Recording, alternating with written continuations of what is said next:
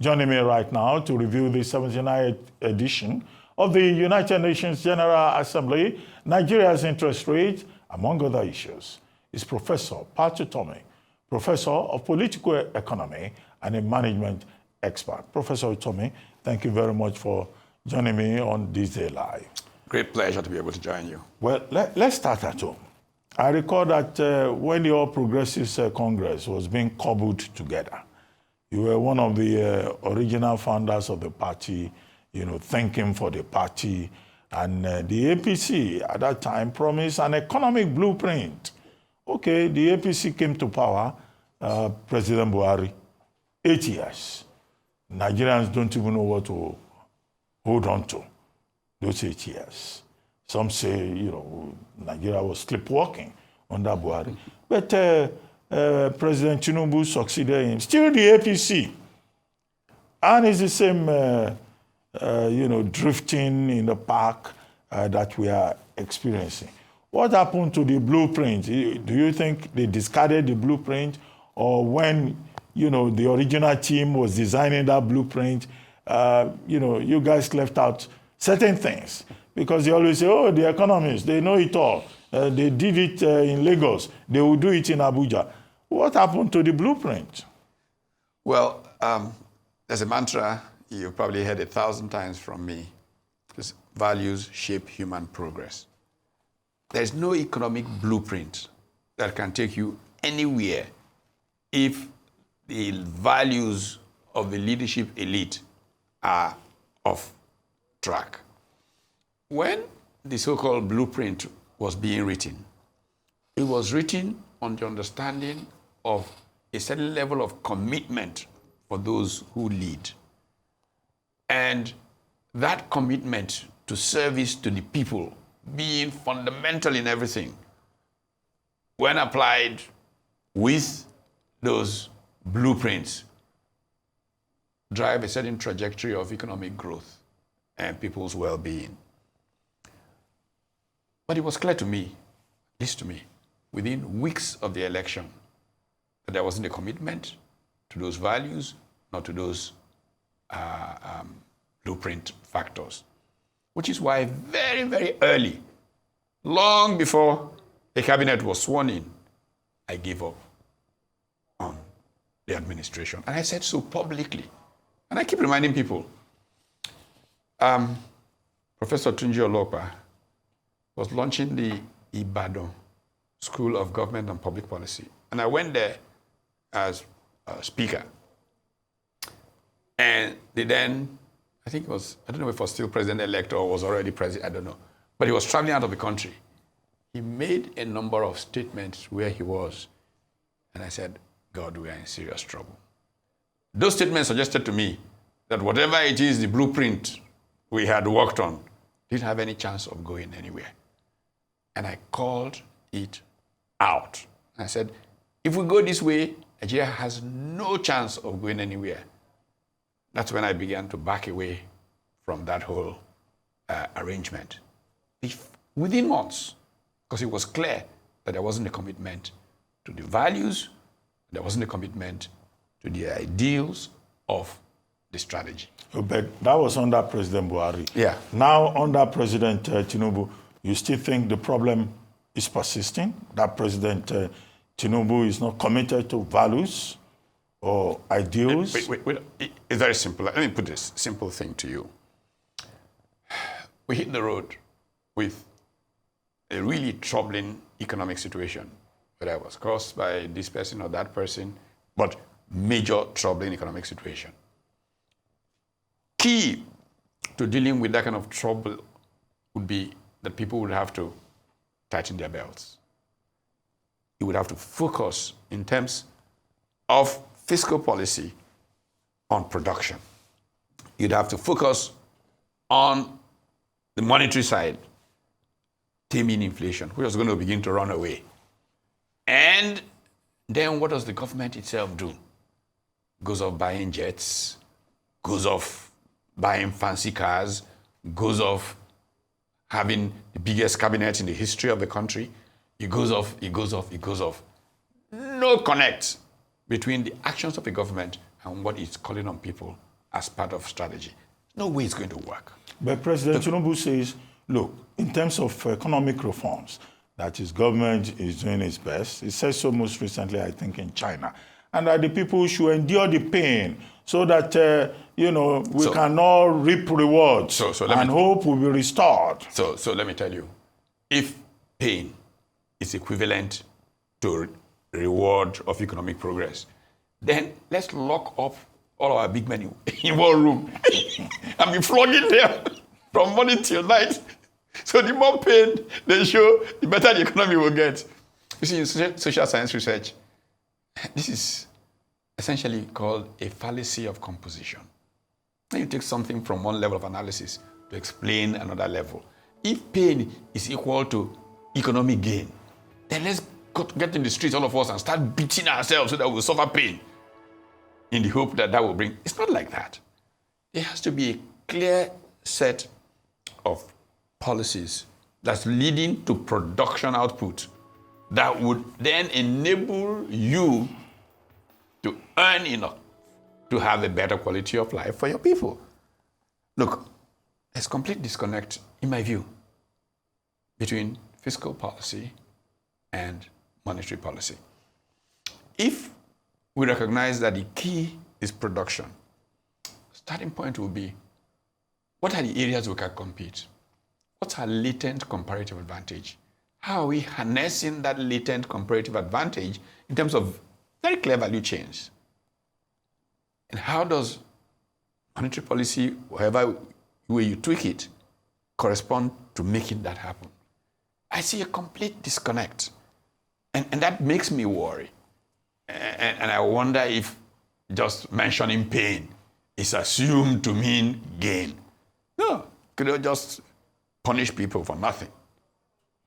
Okay, you mentioned monetary policy, fiscal policy. I mean, at the last monetary policy committee meeting, the central bank increased MPR by 50 basis points.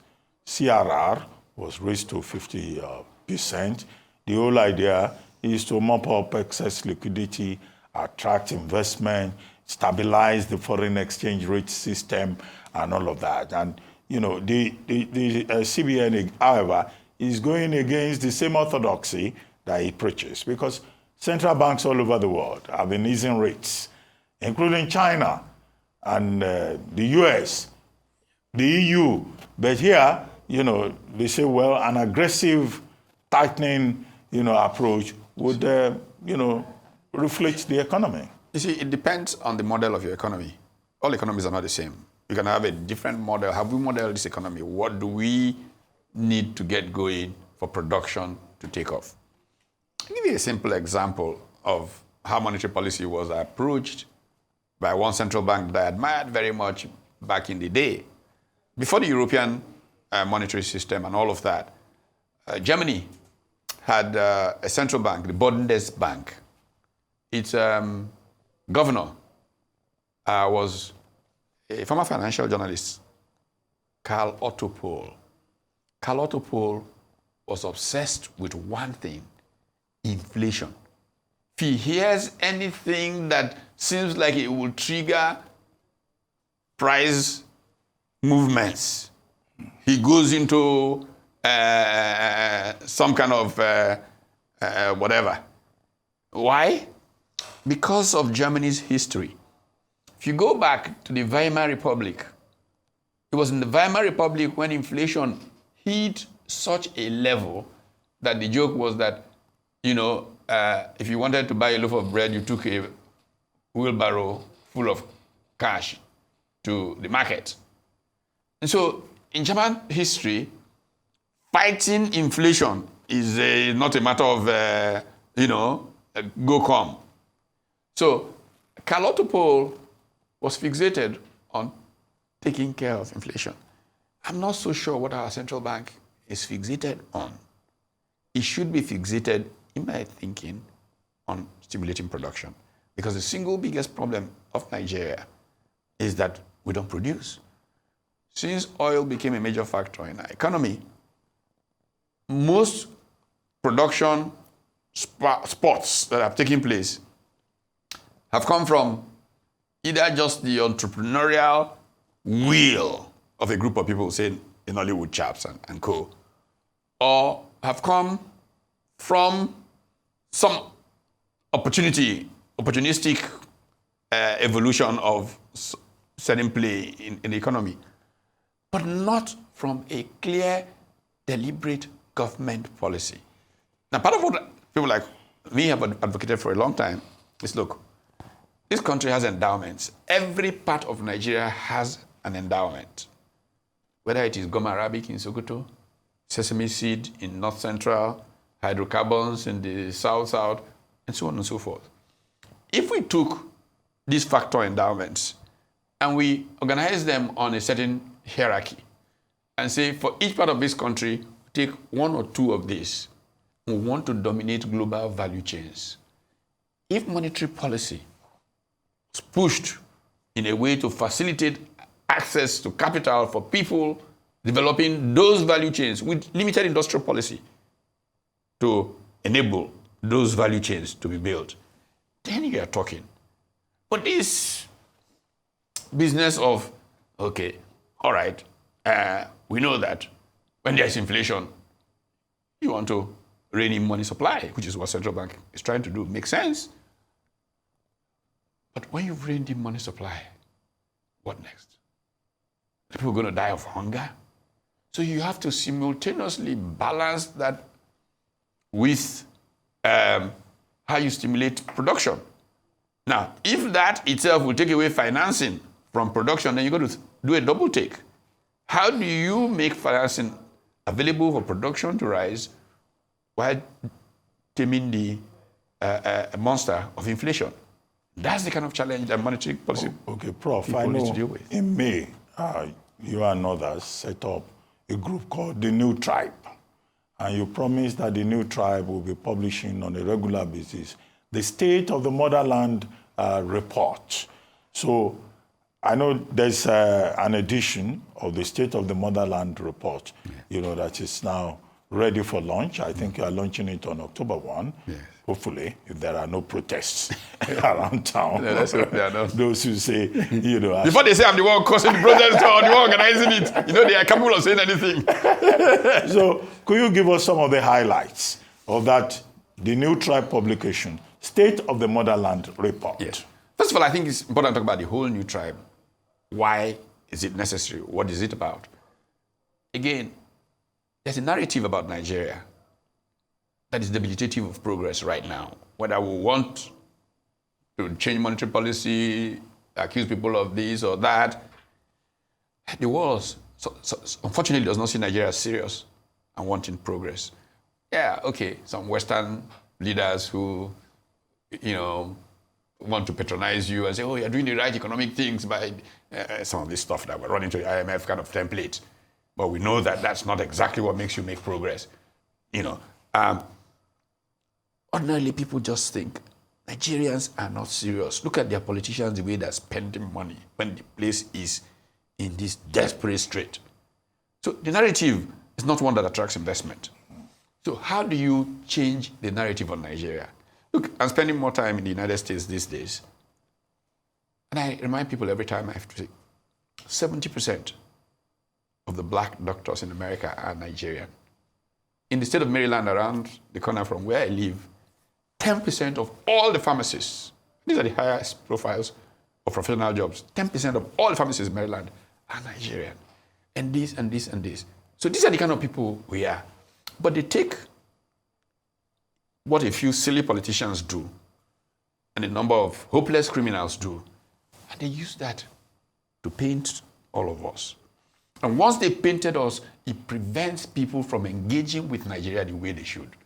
And so the whole idea of the New Tribe as a global tribe of Nigerians, wherever they are, significantly diaspora-driven, where personal integrity is key, where the work ethic is important, where inclusion is very critical, and I believe that Nigeria can produce its way out of poverty is central. Now, this movement has started that amongst many things it will do, first of all, it has 14 different cohorts for looking at Nigeria's problems and trying to solve them with or without government. It's non-partisan. I mean, some of us may be partisan, but in the new tribe, it's non-partisan completely. So what problems can we take on and solve? And one way to sensitize us to those problems is to do a State of the Motherland report. State of the Motherland report, which has been published, takes on some of the things that have come out as public policy in the last 1 year, thoroughly analyzes them. All these roads, Lagos, Calabar, this is just senseless, totally senseless. Not because we don't need a road but the analysis is there. And we're going to have a panel that will discuss this in detail. You take on issues of security and why we didn't do what we could have done with agriculture that's led to this current state of hunger in the land. Look, when I was home, beginning of the year, I made a point. I said, look, there's going to be food crisis in Nigeria this year. It was from late last year, I was in October this year. We can deal with this by just the government recognizing that security is a major problem. The farmers who have not actually farmed for 5-6 years already, they've started forgetting how to farm. I'm not joking.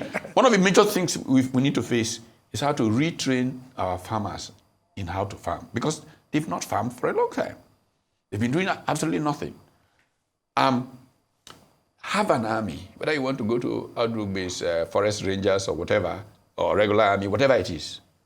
Protect long patches of land, complete protection with this military, and give people incentives to go in there, take on legumes that 30, 90 days you can harvest. I said that in the hope that somebody would think and move in that direction. And if we produce all these legumes by April, May, just fed by rain, we've not done any dramatic thing, we're not calling for anything, we would have food in the land for the people today. But you see, people think that it's just nice to have titles and run around as ministers and government officials. This is the reason for the job. Those things were not done, and we are where we are. So, instead of a Motherland report, we'll take on all of these policy issues when we unveil the new tribe formally on October 1. National wage. People It's want part minimum of the wage issue. debate. Yes, there's a debate of it there. What is there about minimum national wage? Are we dealing with the productivity issues that go along with wage adjustments? Why would judges get 300% raise and other workers get? It can be rationalized, it can be justified, but do it. Okay. So, the State of the Motherland report by the new tribe is coming out at a time we understand that President Tinubu is likely to reshuffle his cabinet. Is the new tribe interfacing with the federal government to make this document available to see how perhaps the president may be guided in setting up a new cabinet? What would you like to see? Well, the document is available to all Nigerians, and all Nigerians include people who have public authority. They are very welcome to look at it and use it to assess and evaluate those they're picking.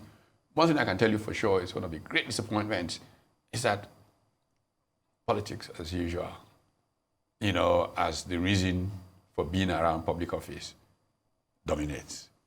And they don't think of capacity. Again, I've talked about how big the cabinet is. Doesn't make any sense that we have that kind of size cabinet. It's okay. But there are fundamental problems, very fundamental problems that need to be engaged. And they are welcome to attend the events that we have on October 1. It is a telethon, open. We will begin from Australia, presentations from Nigerians in Sydney on aspects of it. But the most interesting part of, all of them are interesting, I shouldn't say most, but I am particularly excited by what the doctors have done. Not just doctors. We have a cohort that's called the healthcare cohort. It includes Nigerian doctors around the world, includes pharmacists, and nurse practitioners. But they have put together some remarkable documents of how to change healthcare system. You see, when we talk about the narrative of Nigeria, and people just say Nigerians are crooks, they just take and take and take. But if you look at Nigerian doctors in America, they have been running medical missions to all of Africa, not just Nigeria. Today they're in Sudan, tomorrow they're in DRC. Nigerian doctors, they've been giving and giving. Now, if they thought to themselves, how can we structure this giving? Normally when they come on medical missions to Nigeria, they come in, you're lucky, you get your surgery, and so on. But they go away. There isn't follow-up and all of that. So they're structuring a system that allows for that to happen on the one hand. They're developing, one of the things we'll do on October 1 is sign memorandum of understanding, or memoranda of understanding with 3 pilot states where they've developed an emergency medical services system. Because Nigeria doesn't have, we have an ambulance here, there, that details. They will take their time out and come and train paramedics. They will put systems in place, get states to make legislation that will make sure that, you have an accident, people are not bringing out cell phones to take photographs instead of rushing to help the people who are dying. Those kind of crazy things that are going on here. So we picked Oyo State, Abia State, Nasarawa State as 3 pilot states. We'll sign MOUs with those state governments. And these doctors will fly in. They're giving all of these 100% of their time free. Just like they go on these medical missions, they pay their tickets themselves, they bring the medicine themselves from their pocket. This is why this brain drain can become a brain gain. And we need to work that up. Amongst other things that they are doing, these doctors, they are developing telemedicine that will enable them to give food services to urban poor and rural people. Okay, Prof, we look forward to October 1 and the formal launch of the new tribe. But let's talk about UNGA, the ongoing United Nations. UNGA or hunger? United Nations General Assembly. It ends tomorrow. Now, African leaders have been showing up at the assembly, at the debates, talking about debt forgiveness, talking about rejigging the international financial architecture. President Tinubu's statement for Nigeria, presented by Vice President Shettima, said as much. That, debt forgiveness, debt relief, and then international financial architecture, access to monies stolen from the global south, and all of that. When President Ruto took to the podium, he said more or less the same thing. So these African leaders, they want debt forgiveness. How about accountability? It's amazing that African leaders arrive in New York to ask to be forgiven debt. They arrive in the biggest jets. The European prime ministers come in commercial flights. European prime ministers literally getting a car hire and go to their small budget hotel. The Africans take over the Waldorf Astoria, and then they go to the meeting and say, forgive us our debt. Isn't it absurd? This is the point I keep making, Ruben. Values shape human progress. Economic progress is impossible unless those in public authority recognize that they are in a service situation. Self-denial. And for whatever anybody cares to say, I go back to President Obasanjo, and when he was head of state, and oil prices went south. Economy didn't collapse. Oil prices just went south. And he took the decision that was called low profile at that time. Everybody down. Head of state, official car, Peugeot 504. He says, we cut our coat according to our cloth, not according to our size.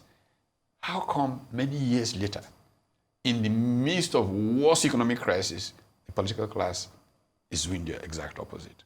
You cannot make economic progress like that.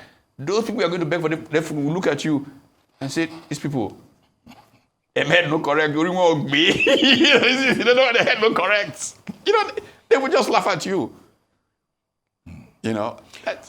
Okay, but the UN itself, as a body, these same African leaders are asking for a permanent seat on the Security Council. Do you think that the UN can still save the world, or it has lost its relevance in a multipolar reality? You see, the UN has one very important thing, convening power. That opportunity to bring everybody together is a valuable asset, and we shouldn't put that down. Who is more important? Who can save the world? Will keep changing. I tell you, back in the mid-90s, there was a day I got out of my car on Adeola, Hopewell, where the Lagos Business School was then, and a vendor was going past, and I discovered, I think it was Newsweek. It was a G7.5 meeting, as it was called. The first one attended by Putin was in France. So the G7 plus Putin.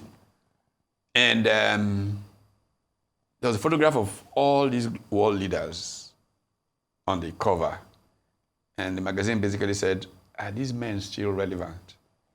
And the question was, is Bill Gates from his office not more powerful, influential in setting the course of global affairs than these leaders?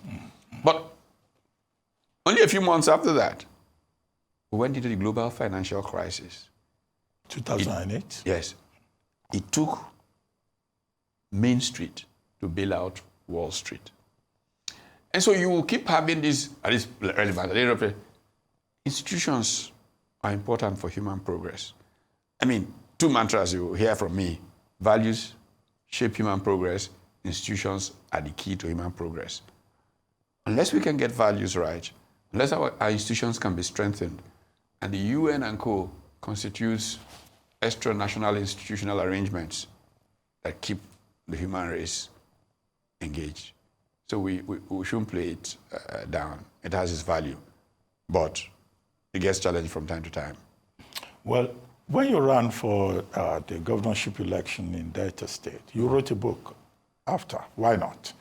In which you talked about state capture. Now, that phrase came up recently. Mr. Peter Obi was the person using it, saying that what has happened in the last gubernatorial election in Edo State is state capture. Well, state capture. After all, we saw Kwewolo and all the APC chieftains going to thank President Tinubu for the victory secured by the APC. Secured by state capture. Well, look, Ruben. State capture is actually a creation of some World Bank teams working around the world. It became really, really popular in South Africa when they set up the Zondo Commission to look at state capture. And it focused in South Africa majorly on the fact of the influence of non-state actors within the state, where the Gupta's family was called out. In Nigeria, I think we've seen the Shaguris called out in that sense. But you see, in Nigeria, we've gone far beyond the kind of state capture that the Zondo Commission dealt with. During those Zondo Commission years, I was on the board of 2 or 3 South African companies. And I went to board meetings frequently in South Africa. No board meeting could finish without a reference to state capture. The companies were paralyzed by the fear that they could be implicated in state capture. In Nigeria, we're not even making an effort. We went from state capture a la Zondo Commission to judicial capture, legislative capture. National Assembly is the biggest joke on the planet. Nigeria's National Assembly. I don't consider it as worth the trouble, but it costs Nigerian people a fortune. In fact, one of the things that will happen on Monday is that there's some person who is raising a flag for a recall of every member of the National Assembly. And we'll give him the platform to speak. People should realize that they matter and that the things they do will affect the history of their country. Nigerians have ignored and said, God will judge them, God will judge them. We don't want to get to Sudan. That's what got them there. We don't want to get to Somalia. And it's taking non-thinking state actors to get people to these kinds of places because they take things for granted. Yes, the judicial capture in Nigeria is disgraceful, it's sad. I feel ashamed of you lawyers because you've not been able to rein in the judiciary from becoming an embarrassment. When they tried those things in Pakistan, lawyers marched on the streets of Pakistan. Well, we have a new CJN. Oh, boy. Who is saying Spare me. she will address, indiscipline, both at the bar and the bench, and ensure discipline as the head of the judiciary in Nigeria. Prayer. Finally, briefly, before we go, Yes. your party, Labour Party, when you left APC, you pitched your tent with the Labour Party. Labour Party is practically in disarray. Many people feel disappointed that the party that they thought would be the alternative is imploding. We don't even know who the chairman is. We don't know what's going on. Well, I think that these things are exaggerated. First of all, again, you come back to what I said, there's a crisis of values in Nigeria. You have a few miscreants who run around and they say they lead political parties. They can't think beyond personal gain of this moment. And you're looking at something big for the common good and all they're interested is in whether they can go to the opposition and collect some money and, cause ruckus within this place so that they can continue to hold on to positions that they can use to collect money from people. I don't discuss such people. I think it's degrading for me to discuss such people. What you do is serious people in that place should take the mantle on and move forward. But I'm even interested in bigger things.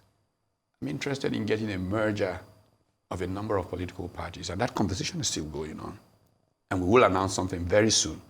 These major political parties will be the new thing that will solve the Nigerian problem. Labour could be a part of it. Likely to be part of it. Would that be the new tribe emerging as a political party? The new tribe is non-political. Oh, okay. I am still engaged in political things for example, the Big Tent, which has a convention next week in Abuja. And we'll collaborate with several other parties to build something that thinks Nigeria, that thinks the common good, and not, am I chairman, am I secretary, am I this, do I get 20 million bribe from that person who's running? Mundane things, mundane, petty things, and your country is dying. Well, on that note, I would like to thank you very much, Professor Utomi, for joining me on This Day Live, the Sunday talk show.